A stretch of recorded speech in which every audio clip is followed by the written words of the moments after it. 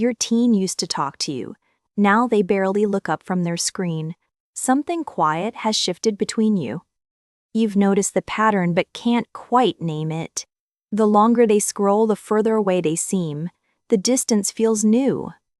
This isn't rebellion. This isn't bad parenting. This is what hours on a phone actually do to a developing teenage brain. Today we'll decode why your teen pulls away after screen time and what's really happening underneath that silence. Modern teens aren't disconnected because they stopped loving you, they're disconnected because their nervous systems are completely overloaded. The phone didn't steal your teen, it exhausted them in ways you cannot easily see from the outside. Stay with this because the next part explains something most parents have sensed but never had words for. Think about your teen after 2 hours on their phone. Their eyes look glazed, their answers get shorter, their patience disappears. You ask a simple question, they snap or shrug. You wonder where the warm kid you raised actually went. That reaction isn't personality, it's depletion. Their brain has been running a marathon you couldn't see happening. Every scroll delivers a tiny social judgment. Every notification demands attention. Every post triggers comparison. Their brain cannot fully process yet. The teenage brain is still building its emotional regulation system. Hours of digital input overwhelm circuits that aren't finished developing. By the time they put the phone down, they're not relaxed. They're spent. And you're the safest person to spend that exhaustion on? That's the painful truth most parents miss. Your teen pulls away from you because you are emotionally safe. But there's a deeper layer to this teen pattern, and it has nothing to do with you specifically as a parent. Social media doesn't just entertain teens, it rewires how they see themselves through hundreds of small comparisons each day. They watch peers laughing without them. They see filtered faces that look impossibly perfect. They absorb everyone's highlight reel constantly. Their developing identity gets measured against curated illusions. Something inside them quietly bruises every time they scroll. By evening, their self-image has taken small hits all day. They don't have language for it, so they retreat. Picture this moment in your home tonight. Your teen is in their room. The phone glow lights their face. They haven't moved in hours. You knock gently. You ask if they're okay. They say fine without looking up at you. That fine isn't dismissal. It's a teen who genuinely cannot find the words for what they're feeling right now. Their brain is flooded with cortisol from social comparison. Their dopamine system has been hijacked by endless variable rewards. They feel everything and nothing simultaneously. Asking them to articulate it is asking the impossible in that moment. This is what hours on a phone actually create, not a moody teenager, a neurologically overwhelmed human being. Research on teen brain development reveals something crucial here. The prefrontal cortex doesn't fully mature until the mid-20s.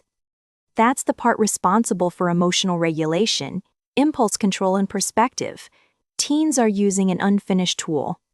Now hand that unfinished brain a device engineered by behavioral scientists to maximize engagement. The mismatch is staggering. Adults struggle to put their phones down. Teens are facing the same design with half the cognitive defenses available. So when your teen emerges from a long scroll session, they're not the teen who started scrolling. Something inside them shifted. The pulling away isn't about you. It's about a nervous system that has nothing left to give anyone in that moment. This generation faces what no previous teens faced. They never get a true break from social performance. When you were a teen, going home meant escape from social pressure. The school day ended. The judgment paused. Today's teen never leaves the social arena. Every notification is another performance. Every group chat is another stage. By the time they're alone in their room, they've been on for 16 hours. Their introvert reserves are completely empty. You're not failing as a parent. You're parenting in unprecedented conditions no generation before you ever had to navigate. If you've recognized your teen in any of this, you're already doing the harder work. You're paying attention. Most parents miss these signs entirely. They label it as a phase, attitude, or hormones, then stop looking deeper. You're here because you sense something real. That instinct matters more than any expert advice you'll ever receive. What does your teen do right after long phone use? Tell me in the comments. Other parents need to see they're not alone. Now let's go deeper, because there's a specific pattern happening when your teen pulls away that you should understand. Phones trigger something psychologists call emotional flooding. The teen brain receives more emotional input than it can process in real time. When flooding happens, the brain protects itself by going numb. That numbness looks like withdrawal to you watching from outside. Your teen isn't choosing to shut you out, their system is automatically shutting down to prevent further overwhelm. Trying to talk to them in that state feels like talking through glass. They hear you, they cannot respond. This is why just put the phone down arguments fail every time. You're asking a flooded brain to perform connection. What used to be normal teen behavior is no longer normal. Quiet evenings have become processing sessions for digital overload. The bedroom door closing isn't pushing you away. It's their last attempt to regulate before they collapse emotionally. Modern teens need recovery time the way athletes need recovery between intense games. The phone is their constant arena. But here's what makes this even harder for them: the phone is also their only perceived source of relief. The same device that exhausts them is the one they reach for to feel better. That's not weakness, that's design. Apps are engineered to feel like comfort while actually delivering more stimulation. Your teen is caught in a sophisticated trap. They scroll to escape the feelings that scrolling created. The loop tightens every single evening without them realizing it. You watching this happen feels unbearable. You want to grab the phone, throw it away, demand they look up. But force creates more flooding. More flooding creates more withdrawal. The harder you push, the further they retreat from you. This is the painful paradox of parenting a digital-age teen. Connection requires the opposite of what your instincts demand. What your teen actually needs after hours on their phone is decompression, not interrogation about their day or mood. They need quiet presence, a snack left at their door, a short text that doesn't demand a response back. He needs to know you're there without being asked to perform okayness for you. That's the bridge back. Small, low-pressure moments rebuild more connection than long, serious conversations ever will. Teens regulate through proximity, not through pressure. Sit in the same room, watch something together, drive somewhere without asking questions. Let silence be safe between you. These moments tell their nervous system you're safe. Safety is the only foundation real conversation can ever grow from. You cannot fix your teen's relationship with their phone in one weekend, but you can become their soft landing place. That soft landing matters more than any screen time rule you could possibly enforce in your house this year. Because here's the truth about teens in phones: they will eventually have to figure out their own relationship with technology. Your job isn't to win the phone battle. Your job is to stay emotionally available for when the battle exhausts them. When you stop fighting the phone, you stop being associated with the phone. You become the place outside of it. That shift changes everything between you. Your teen starts seeing you as relief instead of another source of pressure.